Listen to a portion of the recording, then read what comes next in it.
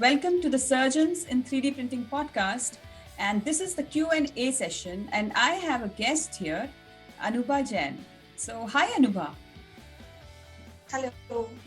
So, Anubha, let us know about you. Where are you dialing in from and what are you doing at the moment? Hi, myself Dr. Anubha Jain, practicing in Indore, Madhya Pradesh. And I have been into practice for last 6 years. And I have completed my graduation in 2014. And I'm practicing since 2015 I'm having my own practice since then. Wow. So, Anubha, where did you hear about 3D printing now?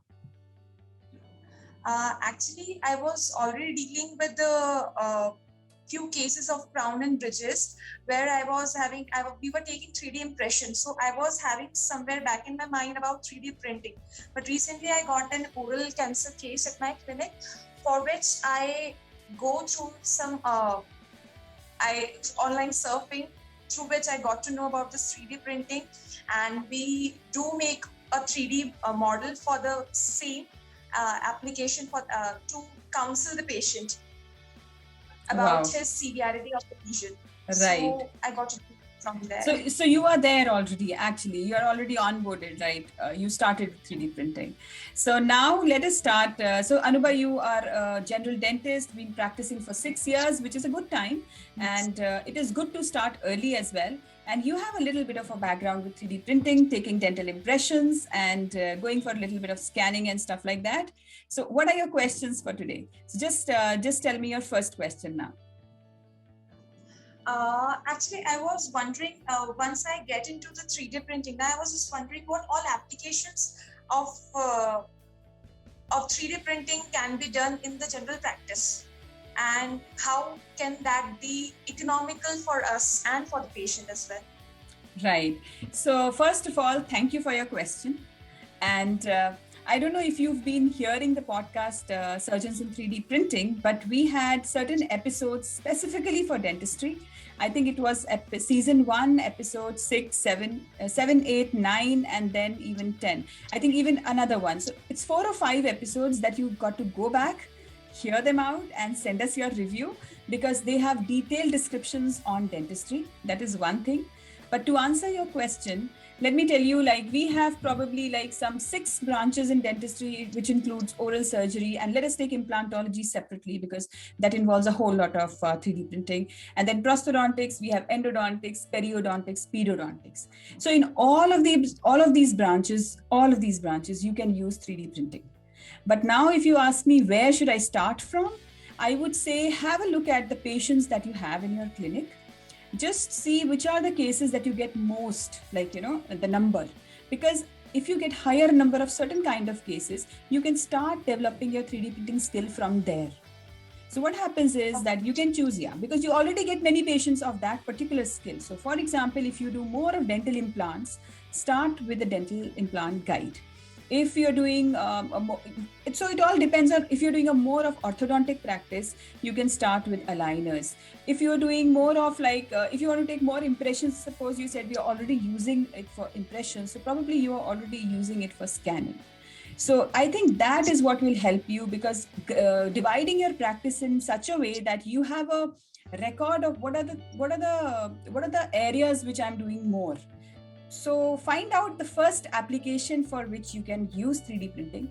And as you keep on using it, you will come up yourself with ideas where I can use it next. So that's how it grows actually. It starts there and that's how it grows.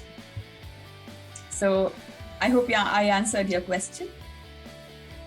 As we talking about implants, I just want to know, I was just curious to know how implant would be helpful, how 3D printing would be helpful in implant cases, because for implant cases, we already take CBCT, so it is necessary, because I don't think without these CT scan or 3D printing must be dependent on these 3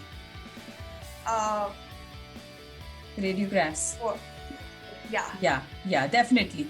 So to answer your question about dental implant guides that you're asking, that's what I understood, that you want to know why do you need a dental implant guide, right?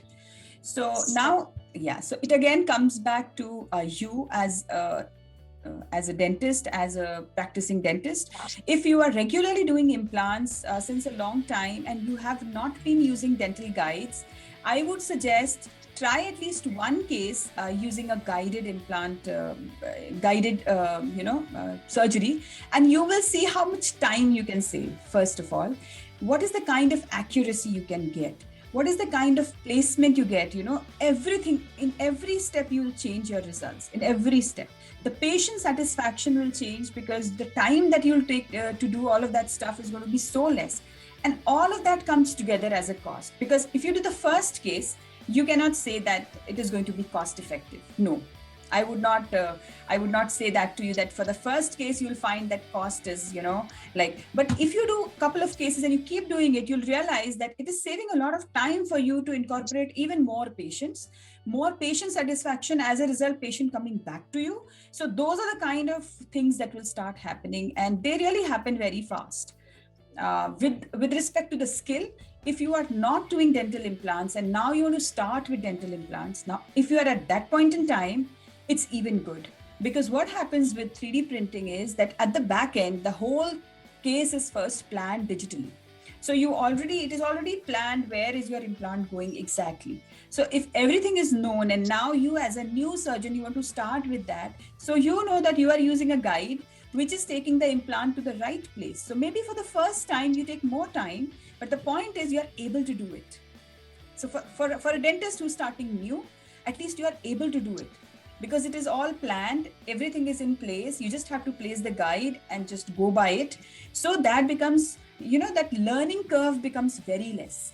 So I think that is what adds to your practice as you are an early dentist. And if you are a late dentist, that is what adds is the reduction in the time and the patient satisfaction. So I hope I answered your questions. Yes. Okay, thank you. Thank you for your questions, and keep coming over if you have any doubts. Keep in touch. Thank you very much. Thank you.